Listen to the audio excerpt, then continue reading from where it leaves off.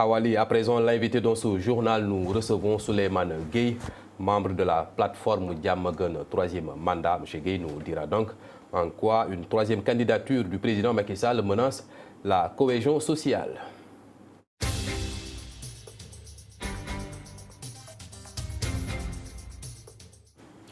Diamaguène, troisième mandat, une nouvelle plateforme mise en place par des Sénégalais de tous bords, d'où l'invitation de M. Souleymane Gueye. M. Gueye, bonsoir. Bonsoir Khalifa, bonsoir aux auditeurs, aux téléspectateurs de Sunu Label TV et bonsoir au Sénégal. D'accord. Diamaguène, troisième mandat, littéralement en Wolof, en français du moins, c'est la paix vaut mieux qu'une troisième candidature. En quoi une troisième candidature du président Macky Sall menacerait la cohésion sociale au Sénégal? Une troisième candidature menace forcément la cohésion sociale au Sénégal, dans le sens où une troisième candidature déjà est contraire aux aspirations du peuple sénégalais. Parce que la Constitution c'est comme on l'appelle même dans certains pays, c'est la constituante. Donc c'est ce qui regroupe, on va dire, qui recoupe plutôt l'aspiration de la majorité des Sénégalais. Ouais. Donc avoir des actions qui sont contraires à cette constitution-là touche à la sensibilité d'un maximum de Sénégalais, là où sur leur point de convergence.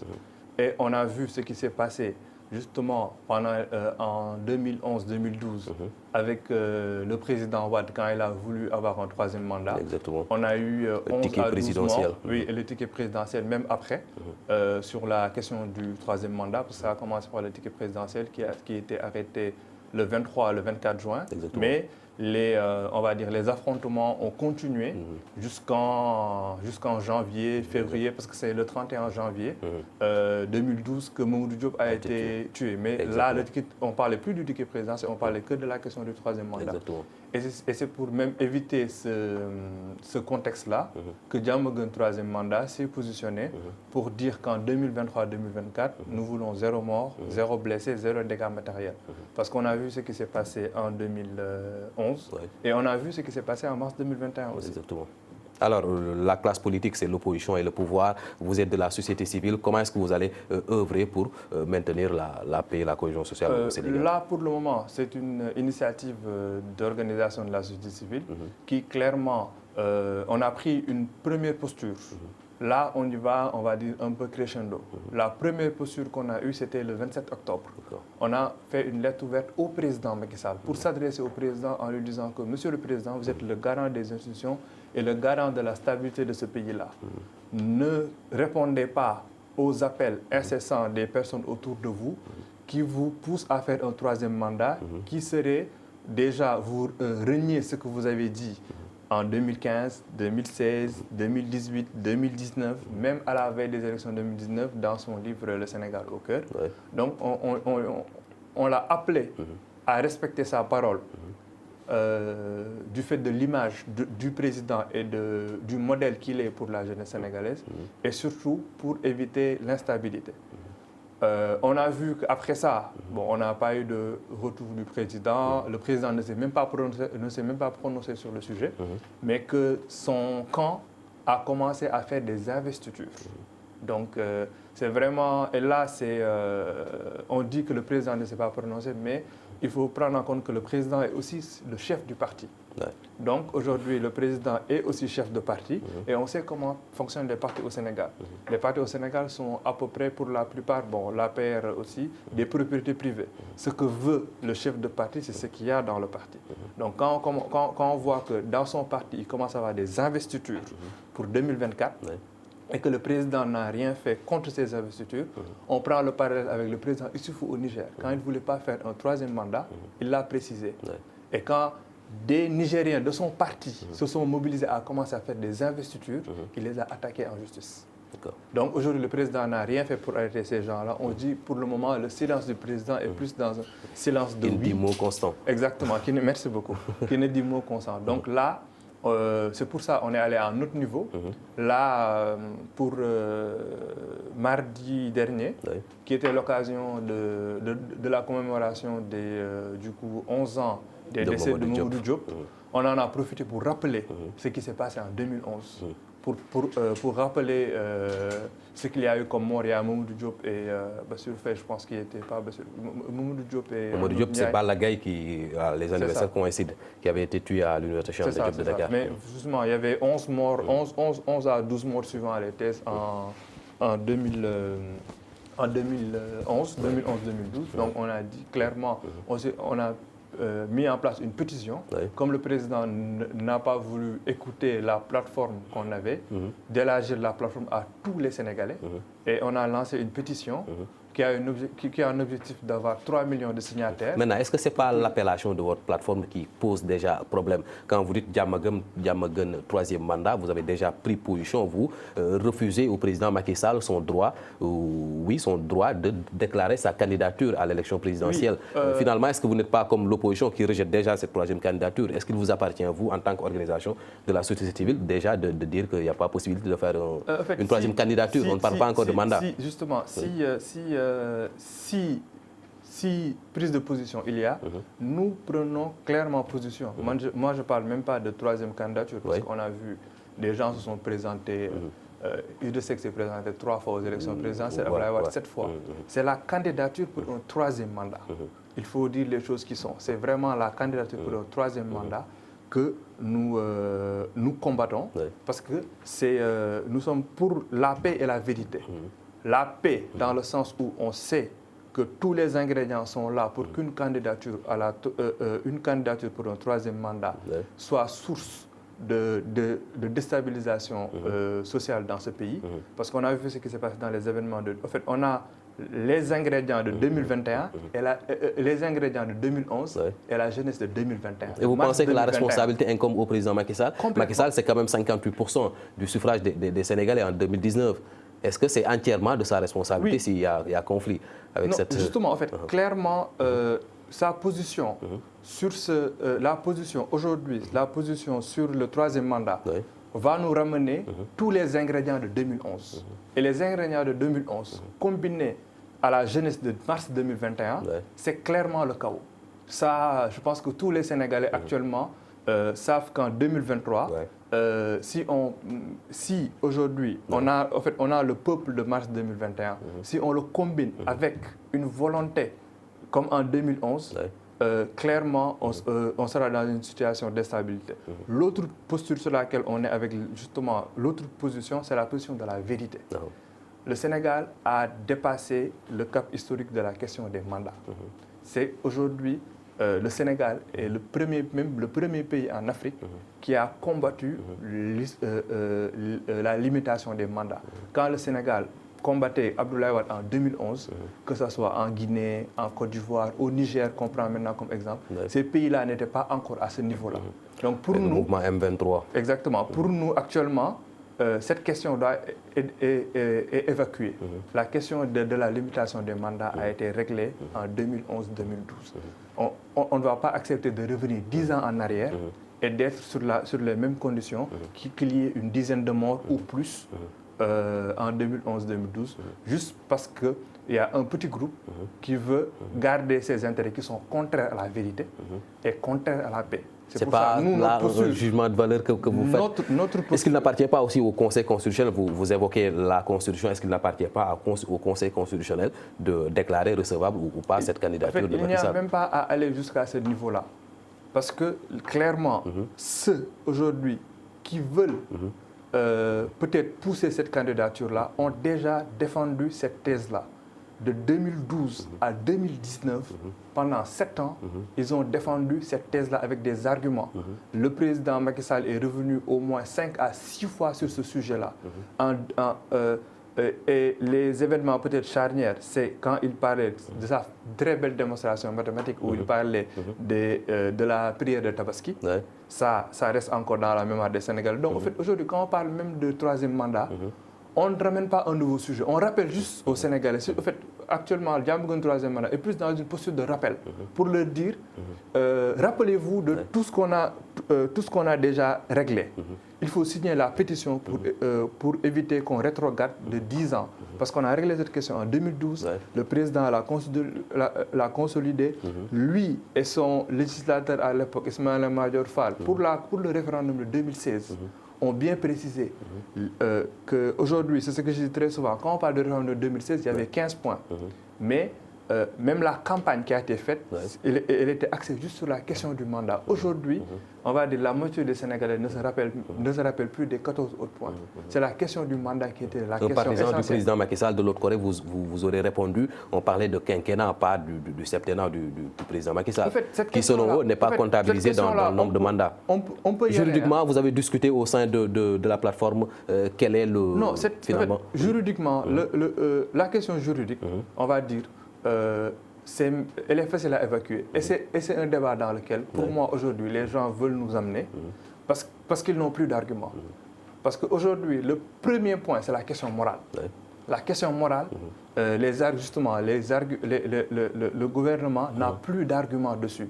Parce qu'ils sont restés pendant 7 ans à nous sortir un discours assez cohérent. Et on a payé, le Sénégal a dépensé des milliards pour faire un référendum, pour qu'on ne parle plus de mandat.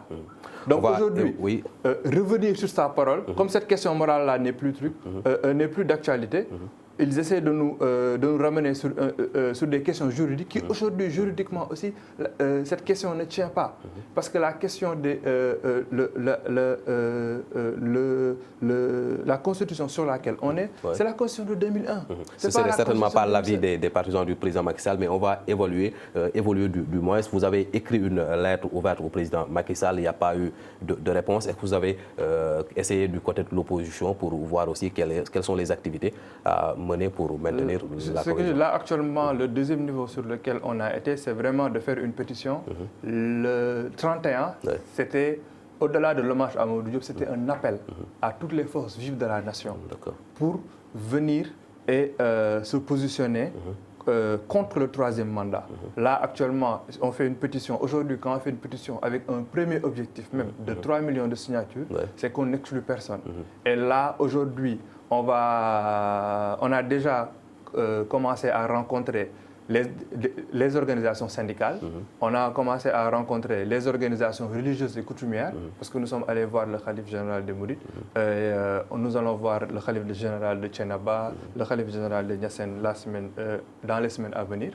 Et aussi, nous allons aussi prendre langue avec les partis politiques, en fait, toutes les journalistes, les artistes, les lutteurs, toutes les forces vives de la nation. Parce qu'aujourd'hui, s'il y a instabilité en 2023, on est tous impactés. Effectivement. Que ce soit les commerçants de l'UNACOA, on va aller voir le patronat, on va aller voir tous les fragments de la société pour dire au président Macky Sall, franchement, monsieur le président, laissez tomber.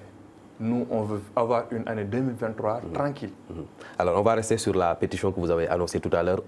Au-delà de Aminata Touré, ancien Premier ministre, député déchu de son mandat de député à l'Assemblée nationale, quelle autre personnalité politique a signé la pétition? Quand vous dites personnalité, je n'ai pas envie de faire une liste et de peut-être frustrer certaines personnes. Je sais qu'hier, il y a Mary Teuw Niane, ancien ministre de l'Enseignement supérieur, qui a signé la pétition. Donc, il y a Aminata Touré qui était là-bas. Pour l'instant, vous n'avez que d'anciens compagnons du président Macky Sall. Non, en fait, on a des... là, en fait, c'est pour ça que je dis, actuellement, on est entré dans un processus de signature. La signature, elle est électronique. Aminata Touré, sa signature a été peut-être plus médiatisée parce qu'elle l'a fait le 31, le jour du lancement. Voilà, du lancement, la signature physique. Mais pour le moment, on ne fait pas un tri pour avoir... Aujourd'hui, on veut 3 millions de Sénégalais. La signature d'Aminata Touré, la signature de Khalifa, la signature de Souleymane, c'est une signature. On veut 3 millions de signatures, 3 millions de Sénégalais qui signent. Donc pour le moment, on ne fait pas le focus sur le niveau du signataire ou le prestige du signataire. On cherche 3 millions de signatures. Même si c'est quand même important, on va parler aux acteurs politiques. Est-ce qu'aujourd'hui, vous avez annoncé votre approche, aller voir le président Macky Sall, essayer de le sensibiliser? Est-ce que vous avez tenu aussi le même discours du côté de l'opposition? On a entendu des discours guerriers, des confrontations annoncées à travers des leaders de Yewwi Askan Wi. Est-ce que là aussi, il n'y a pas d'action à faire pour accomplir votre mission? Notre position, c'est sur le troisième mandat. C'est sur la candidature du président Macky Sall pour un troisième mandat. Donc, tout ce qu'on a à dire et toutes les positions, on l'a contre le candidat Macky Sall qui veut être candidat pour un troisième mandat. Aujourd'hui, notre posture, c'est tout le monde. Khalifa, tu peux être candidat à l'élection présidentielle. Je peux être candidat à l'élection présidentielle. Tout le monde peut être candidat à l'élection présidentielle. Sauf qu'on n'aura pas la caution à déposer. Oui, peut-être. Oui, si on veut. Mais aujourd'hui, tous les Sénégalais peuvent être candidats, sauf le président Macky Sall. C'est la posture sur laquelle on est. Donc aujourd'hui, on n'a pas de leçon à donner à qui que ce soit sur les sujets. Chacun déroule son agenda comme il le veut. Mais aujourd'hui, on sait que la cause racine de l'instabilité sociale qu'il y a actuellement, c'est la question du troisième mandat. On sait que si on va, aujourd'hui, quand on est sur quand on fait de la résolution de problèmes, on va voir la cause racine. On ne va pas voir les causes sous-jacentes. Dire oui, telle personne a dit ça, c'est pour ça, telle chose s'est passée. La cause racine, c'est le fait que le président Macky Sall est candidat pour un troisième mandat. C'est cette cause racine-là qu'on attaque directement. Nous n'avons pas le temps, on est à 1 an des élections. On va attaquer cette cause racine-là. On ne va pas perdre notre temps sur les conséquences de cette cause racine-là. Maintenant, est-ce que votre démarche est nouvelle au Sénégal? En 2012-2011, il y avait eu des mêmes initiatives, aller voir les chefs religieux, aller voir le président Abdoulaye Wade autant. Est-ce que l'efficacité, ce n'est pas sensibiliser les Sénégalais qui devront voter au cas où il y aurait forcing, oui, en fait, ou même candidature normale du président Macky Sall? En fait, c'est même ça qui est très triste dans l'histoire, c'est que la démarche n'est pas nouvelle. Et ce qui est aussi rassurant, c'est qu'on voit des personnes, des personnalités qui étaient là en 2011, qui défendaient ce sujet-là, comme le doyen Mamadou Mbodj, le doyen Alioune Tine, qui sont encore avec nous. Et aujourd'hui, on voit que ceux qui combattaient la troisième candidature du président Macky Sall, la plupart sont là à combattre encore, à être sur la même position de principe, et que le front a été renforcé par des plus jeunes qui n'étaient pas là. Donc aujourd'hui, c'est pas le fait qu'on refasse la même chose qui est triste, les mêmes méthodes qui est triste, c'est le fait que la même situation se pose. On fasse la même situation, qu'on soit obligé de ramener encore la méthode appliquée en 2000. C'est ce que je disais tout à l'heure. On est en train d'accepter de retourner 10 ans en arrière, de perdre notre position de modèle de démocratie, de sentinelle de la démocratie en Afrique, parce que comme je dis, sur cette question-là, on était à l'avant-garde de tous les autres pays. Quand on réglait cette question-là en 2012, ce débat, on n'osait même pas poser ce débat de limitation des mandats dans certains pays en Afrique. Exactement. Nous avons réglé ce problème-là. Nous avons été une référence pour certains pays. Et aujourd'hui, on veut retourner 10 ans en arrière pour reprendre les mêmes, comme tu dis, les mêmes méthodes, reprendre les mêmes choses. Mais aujourd'hui, la plateforme Diamaguène troisième mandat ne ménagera aucun effort sur aucun moyen. Si c'est les mêmes moyens qu'on a utilisés, s'il y a des moyens nouveaux, par exemple en 2011, il n'y avait pas de pétition. En 2011, peut-être il y avait, aujourd'hui, il y avait dès le début une cohésion avec l'opposition. Là, on ne ménagera aucun effort et on ne lésinera sur aucun moyen, parce que notre objectif, ce n'est pas comme vous dites, de battre Macky Sall à l'élection présidentielle. Ça, on le laisse, d'empêcher catégoriquement sa candidature. Ça, on le laisse aux politiques qui vont faire la campagne. Nous, l'objectif, c'est que le président Macky Sall ne soit pas candidat. Parce que sa candidature, déjà, au-delà du fait qu'il gagne ou qu'il ne gagne pas, ça, c'est un autre. Sa candidature est déjà source d'instabilité et source de... C'est pour ça qu'on dit Diamaguène troisième mandat. Donc, on préfère qu'il ne soit pas candidat, qu'on ait une élection une année 2023 tranquille, que les Sénégalais puissent écouter tous les candidats de manière apaisée, que chacun présente son programme, ses objectifs, que chacun fasse sa campagne dans la paix et que les Sénégalais, en février 2024, se lèvent, aillent voter tranquillement, rentrent chez eux, qu'on ait un nouveau président sans passer par tous les affres sur lesquels on est passé. En tout cas, l'ambition est grande et c'est à votre honneur. Vous êtes jeune, Souleymane Gueye, c'est quasiment le seul visage qu'on peut coller à Diamaguène troisième mandat. Quels sont les autres acteurs qui composent votre plateforme? En fait, Diamaguène troisième mandat, pour le moment, on est en comité d'initiative. Où c'est une initiative qui est partie des mouvements de la société civile, comme le FRAPP dans lequel je fais partie, Y'en a marre, la RADDHO, la Ligue sénégalaise des droits de l'homme, Africa Jom Center et des personnalités indépendantes qui étaient là, comme Mamadou Mbodj dont je parlais, qui étaient là et qui aujourd'hui on a vu la situation actuelle. On s'est dit il faut faire quelque chose. Les gens sont en train d'attendre que le président se prononce, mais il faut faire quelque chose avant que ça ne dégénère. Donc ce comité d'initiative-là a fait la première lettre ouverte.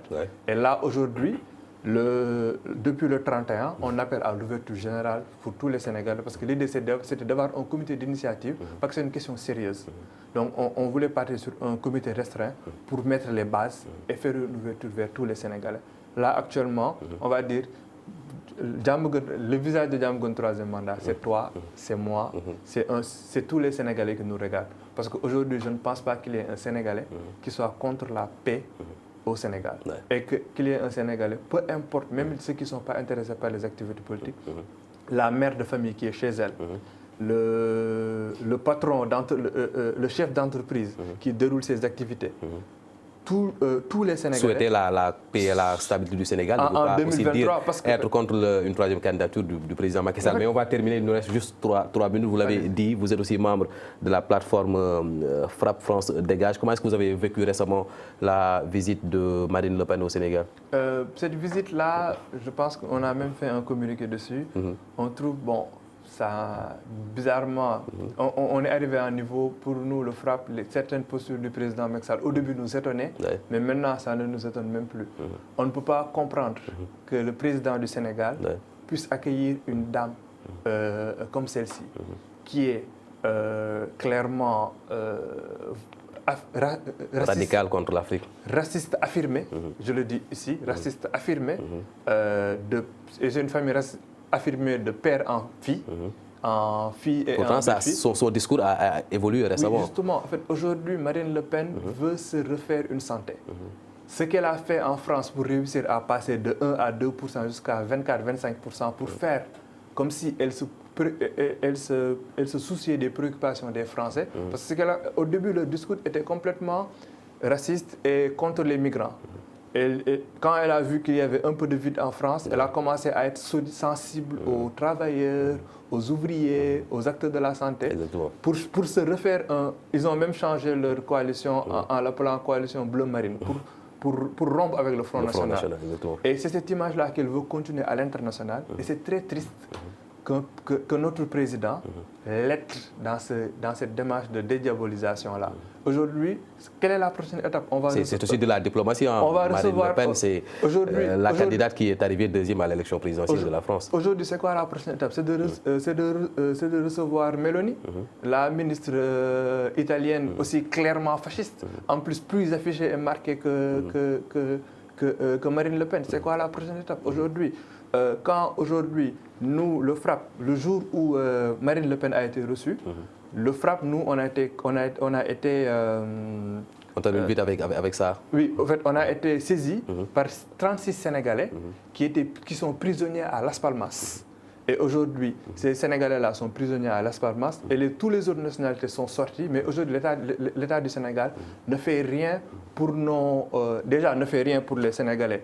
Quand ils étaient là, ces Sénégalais se disent, bon, rien ne justifie l'immigration clandestine. Ces Sénégalais vont jusqu'à Las Palmas. Il y a 36 Sénégalais qui sont toujours actuellement en ce moment-là prisonniers. L'État du Sénégal ne fait rien pour aider nos Sénégalais, nos compatriotes. Alors que les autorités sont au courant. Aujourd'hui, les autorités, ils étaient avec des Mauritaniens et des Maliens, et des Guinéens. Tous les autres sont sortis. Ces 36 Sénégalais-là, les 36 qui restent dans les hangars de Las Palmas sont des Sénégalais. Et en même temps, notre président et notre gouvernement ne fait rien pour nos migrants, mais accueille clairement une candidate qui est contre ces migrants-là. Donc ça montre clairement aujourd'hui, s'ils veulent, peut-être même, ça peut même prêter à dire que la position de Macky Sall est contre nos migrants qui sont en Europe et à Las Palmas, parce que ces 36 sont encore là. En tout cas, les autorités sont interpellées, le ministère des Affaires étrangères, Mme Aïssata Tall Sall. Une dernière réaction sur l'article de Figaro. Il y en a qui disent que vous avez participé à vulgariser cette information-là, que le terre n'appartiendrait pas à l'État du Sénégal. Oui, clairement, nous, le Frappe, nous avons participé. Je pense qu'en tant que journaliste, vous avez vu le document qui a été fait et les enquêtes qui ont été faites par un organisme de journalistes indépendants. Ouais. Nous avons participé à cette enquête-là. Nous avons donné nos impressions. Et aujourd'hui, au-delà même du fait que ça appartient au Sénégal ou pas, il faut que l'APEX et le CTR nous parlent de l'histoire des 36 kiosques à 14 milliards. Ah bon. Donc, il y a 36 kiosques qui ont été Kiosque vendus. de Kiosques sur le tracé du TER à 14 milliards. L'affaire est au tribunal de commerce de Dakar, mais on n'en parle pas. Et alors que sur l'article du Figaro, il y a cette partie-là, mais la base de l'article part d'une affaire qui est à 15 milliards même. C'est entre 14 et 15 milliards, c'est quand on le convertit de l'euro à CFA. Exactement. Sur des kiosques qui ont été vendus et qui n'existent pas. Ah, là, c'est des révélations qui méritent des investigations de la part de nos confrères journalistes. En tout cas, merci beaucoup Souleymane Gueye d'avoir été avec nous à travers l'invité du journal Souleymane Gueye de la plateforme Diamaguène Sénégal. C'est la fin de ce journal que nous avons eu le plaisir de vous présenter. La suite de nos programmes, c'est avec la focale du jour. Bonsoir.